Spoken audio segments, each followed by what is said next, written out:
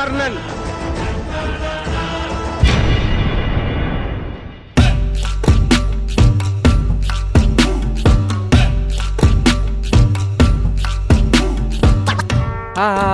jumpa lagi bersama saya IP yang suaranya nggak bagus-bagus banget. Kali ini IP mau nyeritain alur film yang berjudul Ayogya yang rilis di tahun 2019. Film ini dibintangi oleh Vishal, Rasikana, dan Padiban. Oke, tanpa berlama-lama lagi, kuy kita masuk ke intro.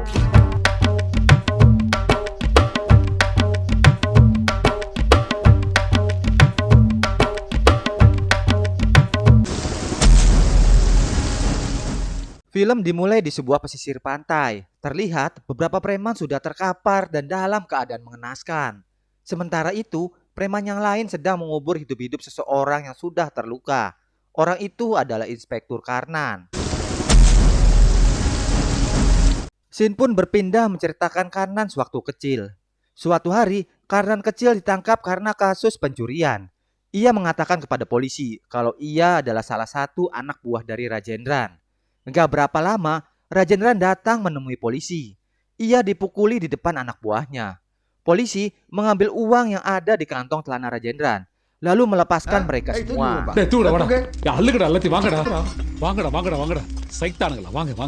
Karnan adalah seorang yatim piatu. Ia tinggal di lingkungan yang miskin.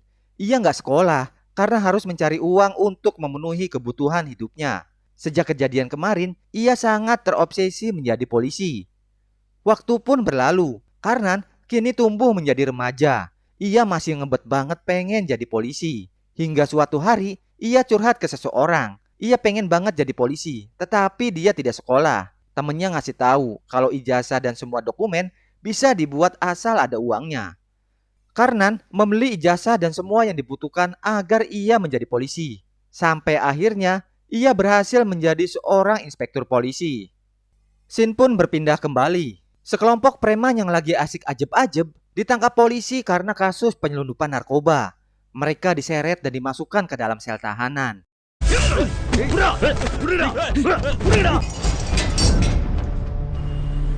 Ternyata mereka itu adalah saudara dari Kalirajan, seorang mafia kelas kakap yang hobinya ngebunuh siapa aja yang menghalangi bisnisnya.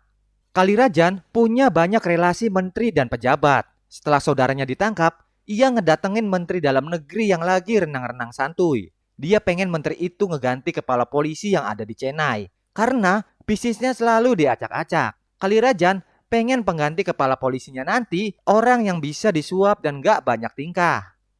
Setelah beberapa hari, kepala polisi di Chennai dipindahkan. Karnan ditugaskan ke Chennai menggantikan kepala polisi yang lama. Karnan dikenal sebagai polisi yang hanya mementingkan duit, money, dan fulus. Di hari pertamanya masuk kantor, semua anak buahnya memberikan hormat kecuali seorang polisi. Ia adalah Kader. Kader adalah polisi yang memiliki integritas dan prinsip yang kuat. Ia hanya akan memberi hormat kepada polisi yang jujur dan mengayomi masyarakat. Di balik jeruji, nampak saudara Kalirajan yang ditangkap karena kasus penyelundupan narkoba. Karnan membebaskan mereka semua tanpa alasan yang jelas. Ia juga sengaja membakar berkas penangkapan mereka di depan anak buahnya. Besok harinya, Karnan didampingi Hader mendatangi markas Kalirajan. Ia disambut baik dan diperlakukan istimewa. Ia juga diberi fasilitas rumah mewah oleh Kalirajan dengan syarat Karnan tidak boleh mengganggu bisnisnya. Ini adalah Sindu. Ia adalah gadis cantik penyayang binatang. Setiap hari, ia memberi makan burung liar yang ada di atas rumahnya. Karnan yang lagi patroli ngelihat Sindu dari mobilnya. Dia tahu ada yang bening-bening. Karnan langsung turun dan masuk ke rumah Sindu. Dia pun melancarkan modusnya biar bisa kenalan. என்ன வேணும்? நான் இந்த area inspector Karnan. ஓ. சரி, இதுக்கெல்லாம் எவ்வளவு? Good good good. See you. Setelah patroli, Karnan balik ke kantor. Di sana ada seorang ibu-ibu yang laporin kalau putrinya hilang selama 2 hari. Karena tidak terlalu memperdulikan laporan ibu itu karena nggak ada duitnya. Sementara itu, Karnan memanggil pencuri terbaik di Chennai. Ia memerintahkannya mencuri anjing di rumah Sindu agar Karnan bisa sering ketemu sama Sindu. Rencana Karnan berjalan mulus. Besoknya, Sindu dan ibunya datang ke kantor polisi. mereka melaporkan ada maling yang mencuri 52 anjingnya. Karnan mengaku tahu di mana tempat anjing curian itu biasanya berada. Ia memerintahkan anak buahnya meminta nomor telepon dan data diri Sindu. 4 jam setelah laporan, anjing-anjing itu diantar ke rumah Sindu. Ia dan keluarganya happy banget karena anjingnya udah ketemu. Mereka sangat berterima kasih sama Karnan. Berkat dialah anjingnya bisa balik lagi. Besok harinya, ibu-ibu yang kehilangan putrinya balik ke kantor polisi. Ia menanyakan laporan putrinya yang hilang apakah sudah ditindaklanjuti. Ngedengar itu, Karnan ngedeketin ibu-ibu itu dan ngomong kalau putrinya itu sudah kawin lari. Dia juga ngelarang ibu itu menyebarkan berita bahwa putrinya sudah hilang. Kalau nanti ada kabar, pihak polisian akan menghubunginya. Suatu hari, Kalirajan menghubungi Karnan. Ia mau ngebangun diskotik, namun yang punya tanah tidak mau menjualnya. Ia sudah mengacam pemilik tanah, tapi nggak berhasil. Kalirajan pengen Karnan bisa ngedapetin tanah itu. Sebagai imbalannya, Karnan akan memperoleh banyak uang. Tanpa membuang banyak waktu, Karnan langsung cus ke tempat pemilik tanah. Ia menculik cucu pemilik tanah dan memaksanya agar mau ngejual tanahnya. Jika tidak, nyawa cucunya terancam. Pemilik tanah hanya bisa pasrah. Dengan berat hati, akhirnya ia menjual tanahnya demi keselamatan cucunya. Hubungan Karnan dan Sindu semakin indahoy aja. Mereka jalan-jalan di pinggir pantai. Kebetulan hari itu adalah hari ulang tahun Sindu.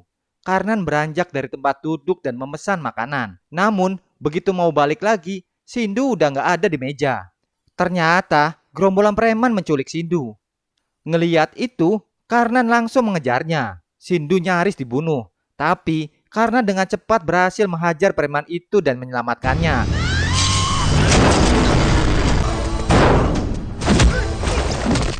Nggak berapa lama, Kalirajan datang.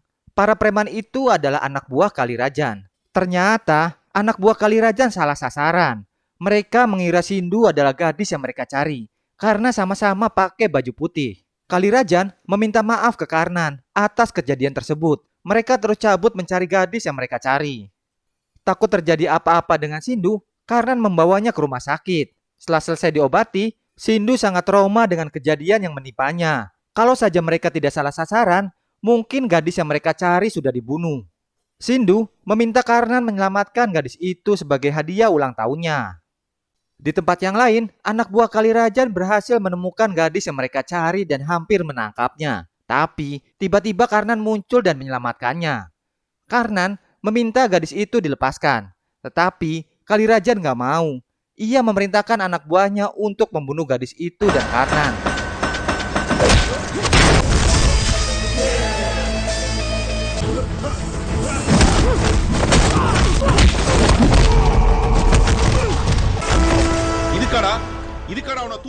Anak buah Kalirajan berhasil dibikin tidak berkutik. Dan Karnan berhasil menyelamatkan gadis itu dan pergi meninggalkan Kalirajan. Kabar perselisihan Karnan dan Kalirajan sampai juga ke Menteri Dalam Negeri. Ia mendatangi markas Kalirajan bersama Karnan. Menteri mau ngedamain mereka berdua agar gak berantem. Besoknya, Kalirajan mendatangi kantor polisi dan bertemu dengan Karnan. Ia pengen Karnan menyerahkan gadis itu karena ia telah membawa bukti kejahatan saudaranya. Jika bukti itu sampai ke pengadilan, maka saudaranya akan masuk ke penjara. Karnan mencoba menenangkan Kalirajan dengan ngomong kalau dia akan mengambil bukti itu dan menyerahkannya ke Kalirajan. Dengan syarat, ia harus membebaskan gadis itu.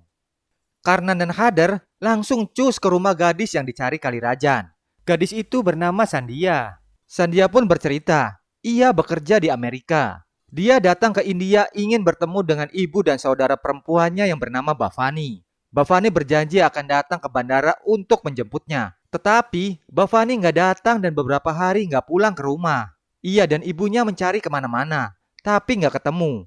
Suatu hari, ia mendapat telepon dari Bhavani. Dia ngasih tahu kalau dia disekap oleh saudara Kalirajan. Mereka juga memperkosa dan merekamnya. Bhavani berhasil mengambil kamera dan menyembunyikannya di bawah kasur. Sandia langsung menuju ke tempat Bhavani disekap. Ia berhasil mendapatkan kamera itu. Sejak itulah Kalirajan dan anak buahnya ingin membunuhnya. Demi keselamatan Sandia dan ibunya, Karnan memerintahkan mereka pergi ke Amerika dan menyerahkan kamera tersebut. Akhirnya, Sandia pergi ke rumah ibunya bersama Karnan. Dan ternyata, Ibu Sandia adalah orang yang dicuekin sama Karnan ketika melaporkan kehilangan anaknya di kantor polisi. Sandia dan ibunya akhirnya pergi ke Amerika dan Karnan berhasil mendapatkan bukti kamera itu. Setelah ngedapetin kameranya, Karnan jadi galau. Ia mau ngasihin kamera itu ke Kalirajan atau menjadikannya bukti. Masih dalam keadaan galau, Karnan akhirnya balik ke kantor polisi sambil bawa kameranya.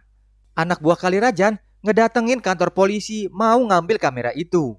Karnan menghajar anak buah Kalirajan sampai babak belur.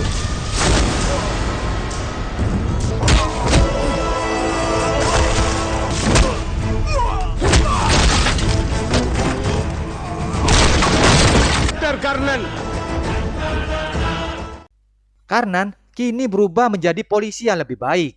Ia memburu saudara Kalirajan kemana-mana, tapi nggak ketemu. Sementara itu, mayat Bhavani ditemukan di sebuah danau dalam keadaan sudah membusuk.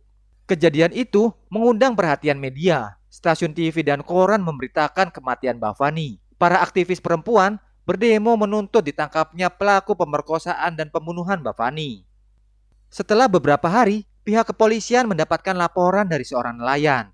Ada 4 orang yang akan kabur ke Visakhapatnam menumpang di kapalnya. Ngedengar itu, Karnan dan anak buahnya langsung ngegas ke sana. Polisi mengepung kapal itu dan berhasil menangkap saudara Kalirajan. Di tempat yang lain, ibu Bhavani masuk ke rumah sakit karena melihat berita mengenai anaknya di TV. Akhirnya, persidangan saudara Kalirajan pun tiba. Hakim mempersilahkan jaksa untuk memutar video di kamera itu. Namun, video tersebut ternyata kosong.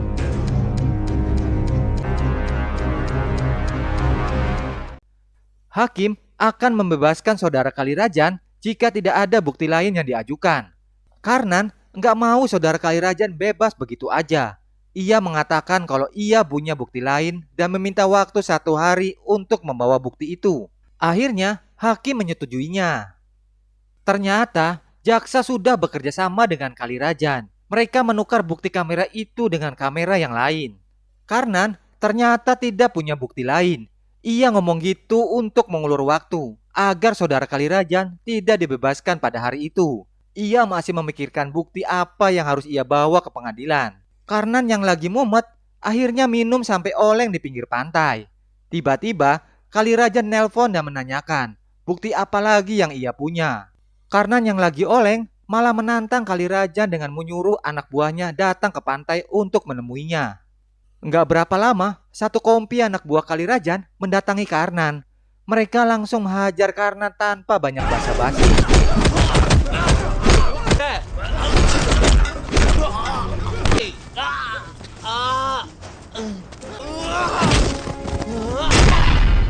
Karnan berhasil dilumpuhkan oleh anak buah Kalirajan. Mereka mengubur Karnan hidup-hidup. Tapi nasibnya masih mujur. Hujan turun dan ia bisa keluar menyelamatkan diri. Besok hari pun tiba, persidangan kasus Bhavani dilanjutkan. Hakim meminta Karnan memberikan bukti yang ia janjikan. Karnan mengatakan kalau bukti itu adalah dirinya. Ia mengaku ikut juga dalam pemerkosaan dan pembunuhan Bhavani. Ia menceritakan dengan detail kejadian itu. Karnan akhirnya mengorbankan dirinya agar saudara Kalirajan tidak lolos dari jeratan hukum. Akhirnya, hakim memutuskan hukuman mati untuk Karnan dan saudara Kalirajan.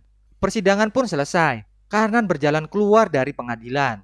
Sindu menangis sejadi-jadinya. Orang yang ia cintai akan dihukum mati. Sementara itu, massa yang berdemo mencaci maki Karnan. Hari eksekusi pun tiba. Sebelum digantung, Karnan meminta permohonan terakhirnya. Ia ingin melihat saudara Kalirajan digantung terlebih dahulu. Dan film pun ditutup dengan adegan semua orang menangisi jenazah Karnan setelah hukuman mati. Terima kasih yang udah nonton video ini. Dan jangan baper ya, ini cuma buat hiburan doang kok. Mohon maaf kalau ada salah-salah kata. Dukung channel ini dengan komentar yang positif ya. Sampai jumpa di alur film berikutnya. Dadah.